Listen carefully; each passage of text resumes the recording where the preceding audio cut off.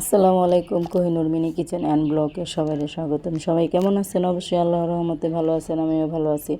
চলে আসলাম হালকা পাতলা শর্টকাটে একটা রেসিপি নিয়ে।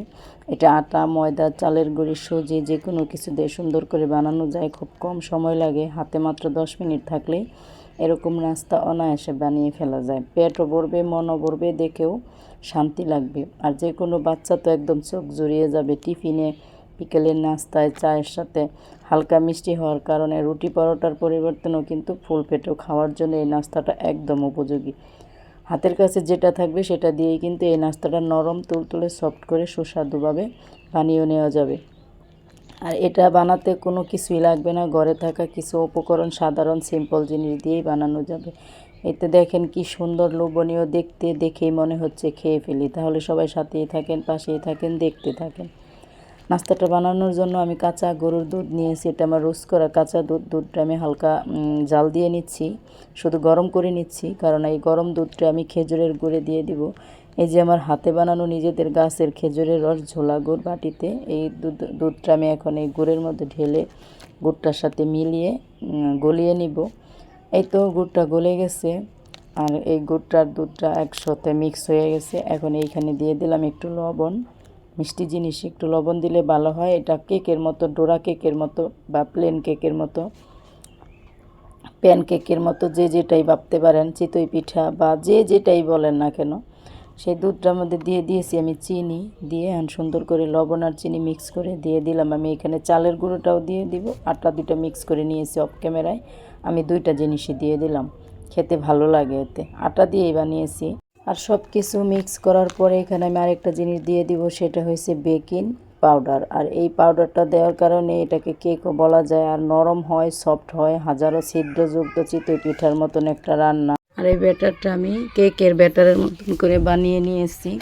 আর সেই ব্যাটারটা আমি একটা ফ্রাই প্যানে হালকা তেল দিয়ে দিয়ে দিব।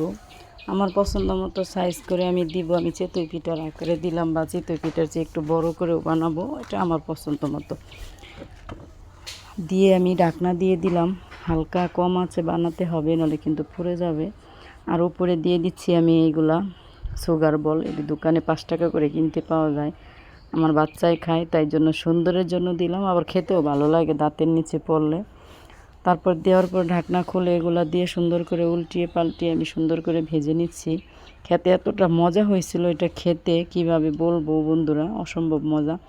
আমার 2 বাচ্চাই মন ভরে খাইছে, আর বলতেছে, কেক মা তুমি কিনে আনছো, দোকান থেকে আনছো কেক মা, এরকম বলতেছে।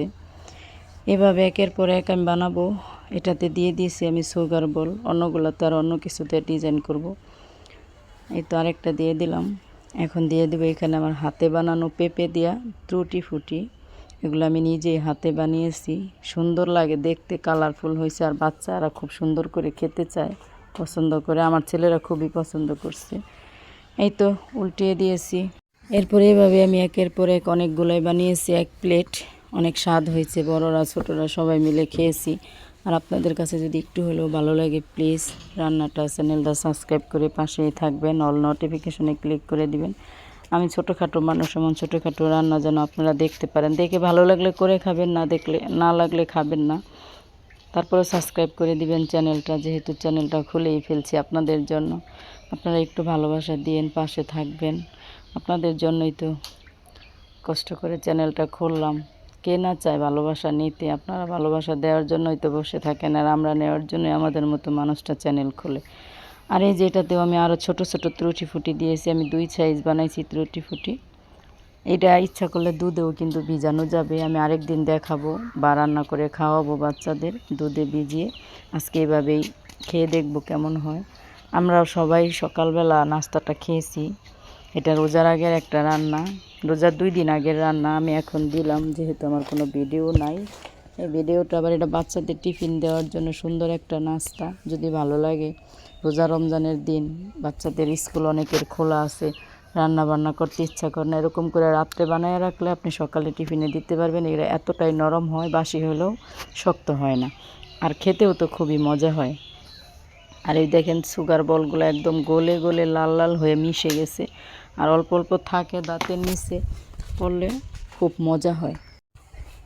এভাবে অনেকগুলা পিঠা দেখেন ভিতরে কি সুন্দর, এখনই ভেঙে যাচ্ছে, মনে হয় এতটাই নরম হয়েছে। আরও কয়েকটা আমি বানিয়ে নিব, এক একটা চেষ্টা করতেছি এক এক রকম কালারফুল করার জন্য, কারণ আমার বাচ্চারা যেন পছন্দ করে, খুব খুশি হয়ে খায়।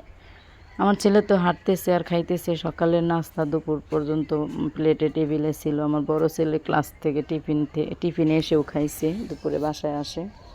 এই তো দেখেন অনেকগুলাই বানিয়েছি আমি, অনেকগুলা, মনে করেন 1 কাপ আটা দিয়ে 1.5 কাপ আটা দিয়ে আমি অনেকগুলা বানিয়েছি, 5-7টা 8টার মতন বানিয়েছি। কারণ চিতই পিঠার মতন সাইজে ছোট ছোট হয়েছে, বেশি বড়ও হয় না, এবার রুটির মতনও না। খেতে কিন্তু এই সিম্পলভাবে নাস্তাটা খুবই মজা লাগছে। যদি আপনাদের ভালো লাগে খেয়ে দেখবেন, একবার হলেও বানিয়ে খাবেন, চেষ্টা করবেন। যেহেতু আমি অত রাস্তা ভালো পারি না বানাইতে, তারপরেও অনুরোধ করলাম, এই রান্নাটা খুবই খুবই মজার একটা রান্না। একবার হলেও খেয়ে দেখবেন, তাহলে পাশেই থাকবেন, সাবস্ক্রাইব করে অল নোটিফিকেশনে ক্লিক করে দিবেন। আসসালামু আলাইকুম, আল্লাহ হাফেজ।